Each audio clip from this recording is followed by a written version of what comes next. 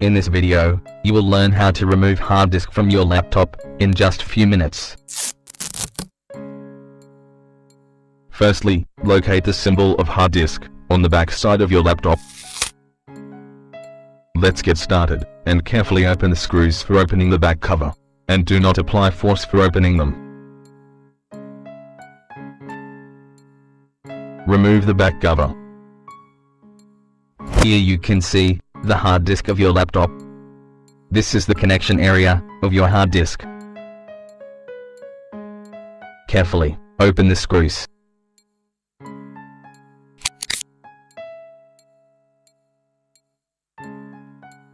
And push your hard disk from connection side for removing it from your laptop.